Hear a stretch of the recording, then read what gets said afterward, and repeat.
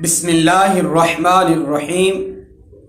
السلام علیکم ورحمۃ اللہ وبرکاتہ۔ آج کا مسئلہ یہ تھا کہ کیا موبائل کے میسج پر کیا نکاح کے اگر ایجاب قبول کرائے جائیں تو کیا وہ نکاح شریعت میں شمار ہوگا کہ نہیں ہوگا۔ سب سے پہلی بات یہ ہے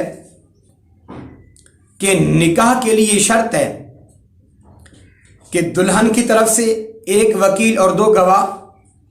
اور دولہے کی طرف سے بھی ایک وکیل اور دو گواہوں کا ہونا یہ نکاح کی شرائط میں شامل ہے، اور اس کے بعد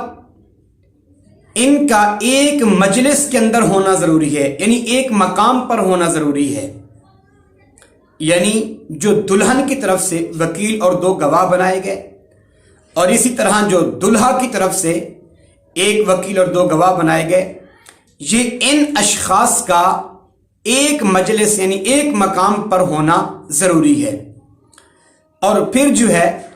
اس کے بعد وکیل جو ہے اس بات کی تائید کرے گا کہ دلہن کی طرف سے مجھے مقرر کیا گیا ہے، اور دلہن جو ہے اس بات پر راضی ہے کہ وہ اس شخص کے ساتھ نکاح کرنا چاہتی ہے، اور اب جو ہے اس کے دو گواہ اس بات کی تصدیق و تائید کریں گے، اور ان دونوں شخصوں کا عاقل اور بالغ ہونا اور سمجھدار ہونا لازمی ہے۔ اسی طرح اب دولہے کی طرف سے جو وکیل ہے وہ اس بات کی تائید کرے گا کہ دلہا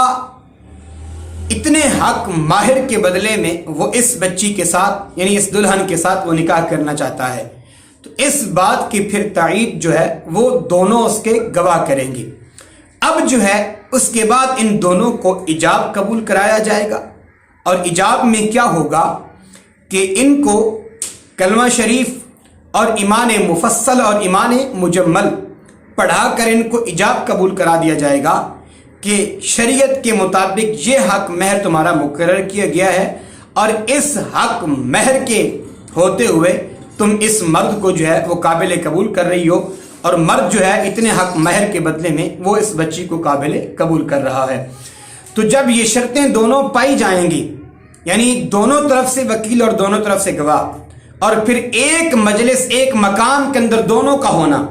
یہ ضروری ہے، تو تب جا کے جو ہے وہ نکاح شریعت میں قابل قبول ہوگا۔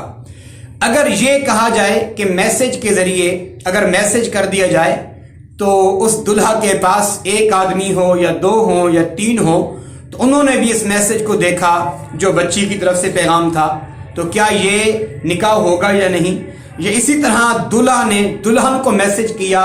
اور دلہن کے پاس یا ایک لڑکی یا دو لڑکیاں یا تین لڑکیاں اس کی گواہ تھیں، یا اس کے علاوہ تین مرد اس کے گواہ بن گئے کہ جو آیا کہ یہ میسج دلہا کی طرف سے یہ موصول کیا گیا ہے، اور اس نے جو ہے وہ اتنے حق مہر کے بدلے اس بچی کو نکاح کا پیغام دیا، اب اس نے قبول کر لیا، تو لہٰذا نکاح ہوا کہ نہیں؟ تو ایسی صورت ہرگز نہیں ہے۔ اس طرح شریعت بالکل اس نکاح کو قابل قبول نہیں کرتی۔ فتاوی فیض الرسول کے اندر اس بات کو واضح لکھا گیا، اور اس کے علاوہ فتاوی عالمگیری کے اندر اس بات کو واضح لکھا گیا ہے